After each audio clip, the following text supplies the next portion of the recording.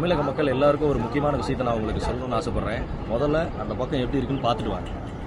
அந்த இடத்துல தெரியுது பார்த்தீங்களா, வறண்டு போய் காஞ்சி போய் தெரியுது பார்த்தீங்களா. இதே மாதிரி தான் இன்றைக்கி இந்த ஏரியும் இருந்துச்சுங்க. எப்போன்னா 4-5 வருஷத்துக்கு முன்னாடி இந்த ஏரி இதே மாதிரி தான் கிடந்துச்சு. ஒரு சுடுகாடாக இருந்துச்சு இந்த இடம்.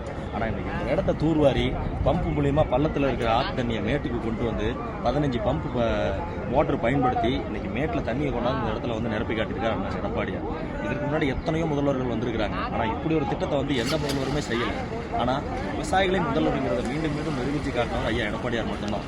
இந்த ஏரி மட்டும் இல்லைங்க, மொத்தம் இந்த திட்டத்தின் மூலிமா 103 ஏரியை நிரப்பி காட்டியவர் தான் அண்ணன் எடப்பாடியார். இதற்காக வந்து அவர் எடுத்த ரிஸ்க்கு கொஞ்சம் நஞ்சம் இல்லை. கிட்டத்தட்ட 600 கோடி ரூபா நிதியை ஒதுக்கி விவசாயிகள் மக்கள் மட்டுமே பயன்படுத்துன்றதுக்காக அந்த ஒரே நோக்கத்துக்காக தான் அந்த திட்டத்தை உருவாக்கி காட்டினார். இந்த திட்டத்தோட நோக்கமே ஏரியை நம்புறது மட்டும் இல்லை, ஏரி நம்புறது மூலிமா கிட்டத்தட்ட 350 சதுர கிலோமீட்டர் அளவுக்கு நிலத்தடி நீர்மட்டம் மேலே வரும். அன்னைக்கெல்லாம் இந்த இடத்துல வந்து நெல்லே அடிக்க முடியாது, ஏன்னா தண்ணி இருந்தால் தான் நெல் அடிக்க முடியும். ஆனால் இன்னைக்கு இந்த தண்ணியை வச்சு கடந்த 4 வருஷமா நெல் அடிச்சிட்டு இருக்கிற விவசாயிகள்லாம் நெல்லை அறுவடை பண்ணிட்டு இருக்காங்கன்னா அது காரணம் இந்த திட்டத்தின் மூலிமா ஐயா கொடுத்த எடப்பாடியார் தான். எடப்பாடியாருக்கு காலத்துக்கு நாங்கள் நன்றி விசுவாசத்தோடு இருக்கோம்.